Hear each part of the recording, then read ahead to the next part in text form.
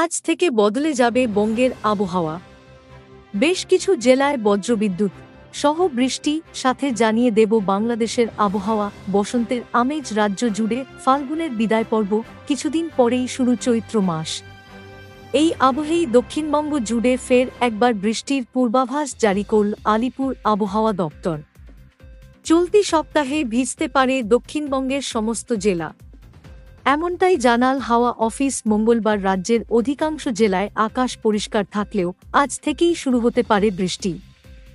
আজ থেকে দক্ষিণবঙ্গের কোনো জেলায় হালকা বৃষ্টি, কোনো জেলায় মাঝারি বৃষ্টির সম্ভাবনা রয়েছে।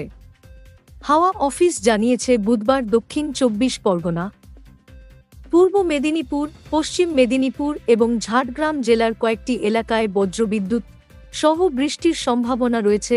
এরপর বৃহস্পতিবার থেকে বজ্রবিদ্যুৎ সহ বৃষ্টিপাতের সম্ভাবনা রয়েছে রাজ্যের অধিকাংশ জেলায়। টানা দুদিন বৃষ্টি চলবে। শনিবার থেকে ফের আবহাওয়ার পরিবর্তন ঘটবে। বুধবার থেকেই বৃষ্টির পাশাপাশি বাংলার একাধিক জেলায় বজ্রবিদ্যুৎ সহ ঝোড়ো হাওয়া বইবে।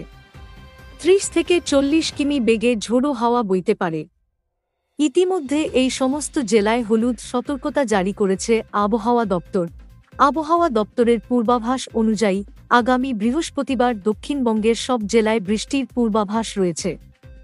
অধিক বৃষ্টির সম্ভাবনা উত্তর ২৪ পরগনা, দক্ষিণ ২৪ পরগনা, পূর্ব মেদিনীপুর, হাওড়া, কলকাতা, হুগলি, হাওড়া, পুরুলিয়া, ঝাড়গ্রাম, পশ্চিম মেদিনীপুর, বীরভূম, মুর্শিদাবাদ ও নদিয়ায়। এই সব জায়গায় বজ্রবিদ্যুৎ সহ বৃষ্টি হতে পারে। কলকাতার পাশাপাশি হাওড়া, হুগলি সহ দক্ষিণবঙ্গের বাকি জেলাগুলিতেও বৃহস্পতিবার এবং শুক্রবার টানা ৪৮ ঘণ্টা বৃষ্টির সম্ভাবনা। বাঁকুড়া, পশ্চিম বর্ধমান এবং পূর্ব বর্ধমানে বজ্রবিদ্যুৎ সহ হালকা থেকে মাঝারি বৃষ্টির সম্ভাবনা। আবহাওয়া দপ্তর জানিয়েছে, বৃহস্পতিবার ও শুক্রবার এই ৩ জেলায় ঘণ্টায় ৩০ থেকে ৪০ কিলোমিটার বেগে ঝোড়ো হাওয়া বইবে। আপনি কোন জেলা থেকে দেখছেন আমাদের কমেন্ট করে জানান, যাতে আমরা আপনার জেলার আবহাওয়া খবর দিতে পারি।